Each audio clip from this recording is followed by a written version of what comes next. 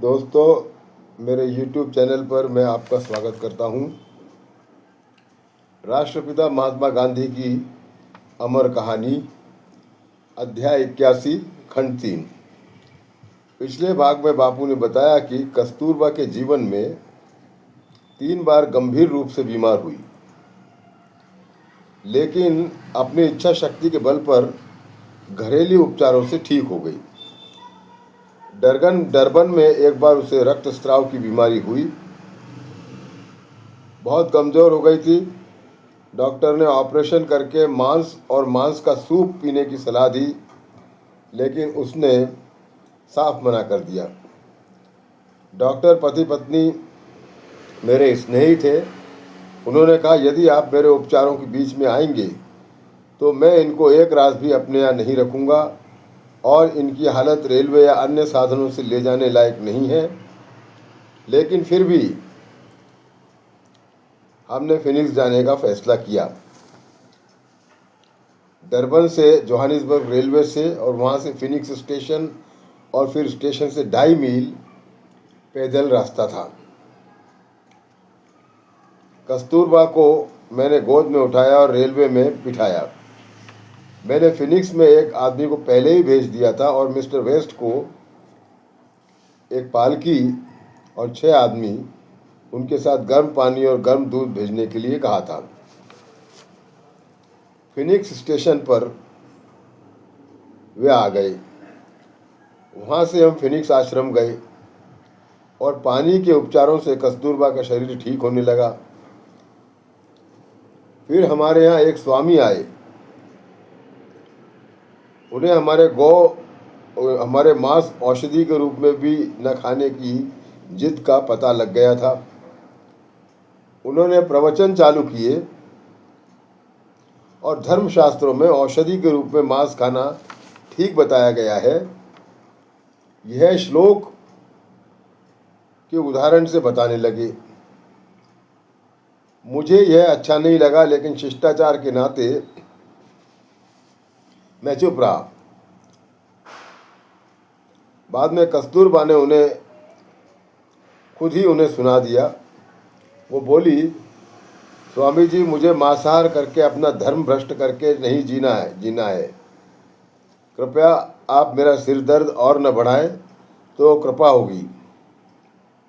यदि आप अन्य विषय पर बोलना चाहते हैं तो बच्चों के पिता से बोल सकते हैं।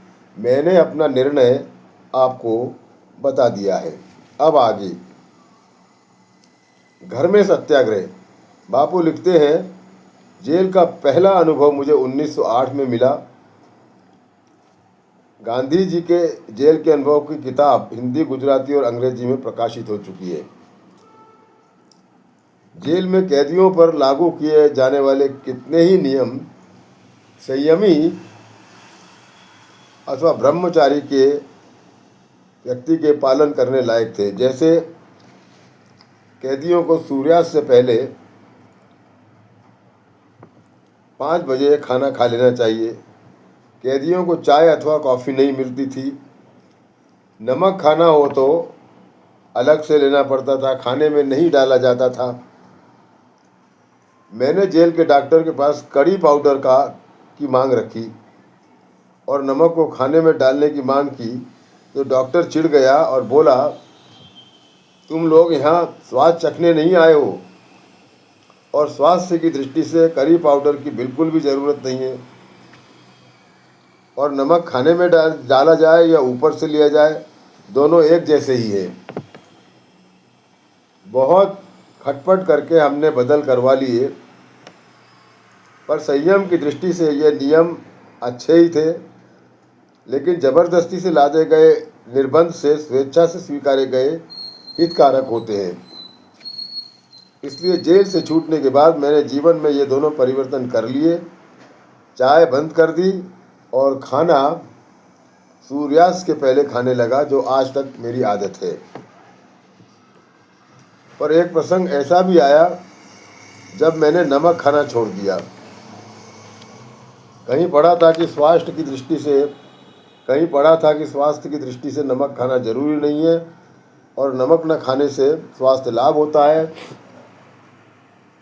ब्रह्मचारी को भी इससे फायदा होता है, इसका मुझे अनुभव था।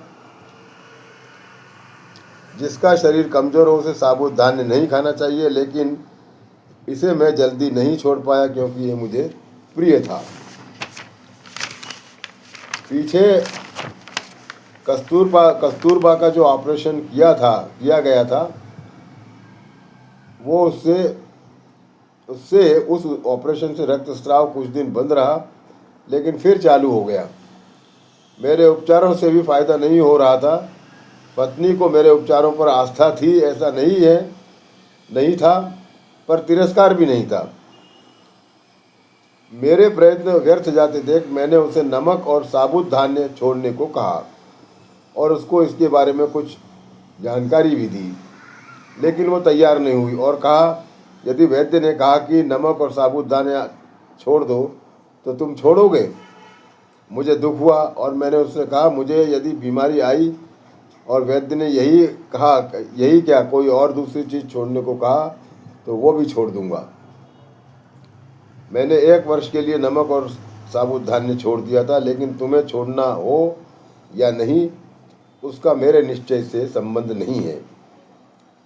कस्तूरबा को पछतावा हुआ और उसने माफ़ी मांगते हुए कहा, मैं अब नमक और साबुत धान्य नहीं खाऊंगी, लेकिन आप अपने शब्द वापस लीजिए और मुझे माफ़ कीजिए। मैंने कहा, यदि तुम संयम का पालन करोगी तो तुम्हें उसका फ़ायदा ही होगा और तुमने जो 2 चीज़ें छोड़ने का निश्चय किया है उसमें मैं तुम्हारी मदद करूँगा। इतना कहने के बाद और कुछ कहने की ज़रूरत नहीं थी। वो बोली, आप ठहरे जिद्दी, किसी का भी क्यों सुनोगे? और ऐसा कहकर रोते रोते वो शांत हो गई। इसके बाद उसकी तबीयत में खूब सुधार हुआ, लेकिन उसका क्या कारण था, आहार में परिवर्तन, संयम या मेरा उससे भावनिक संवाद, यह मैं नहीं कह सकता। लेकिन कस्तूरबा का शरीर खूब सुधरने लगा, रक्तस्राव बंद हो गया और वैद्यराज इस नाते मेरी प्रतिष्ठा कुछ बढ़ी। इसको मैंने सत्याग्रह का नाम दिया। मेरे जीवन की अनेक मधुर यादों में यह एक है, ऐसा मैं मानता हूँ। खुद मुझ पर नमक और साबुत धान्य छोड़ने से फायदा ही हुआ और इस तरह इन दोनों का त्याग स्वदेश लौटने तक रहा।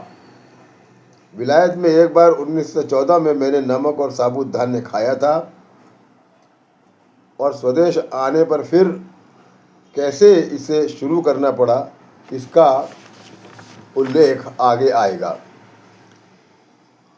नमक और साबुत धान्य छोड़ने के प्रयोग में मैंने अपने दक्षिण अफ्रीका के साथियों पर भी किए और उससे फ़ायदा ही हुआ। दोनों चीज़ें छोड़ने के बारे में वैद्यकीय विचार अलग अलग हो सकते हैं, पर संयम की दृष्टि से दोनों का त्याग हितकारक है, इसमें मुझे शंका नहीं है। भोगी और संयमी व्यक्ति का आहार अलग होना चाहिए और उनके रास्ते भी अलग अलग होने चाहिए।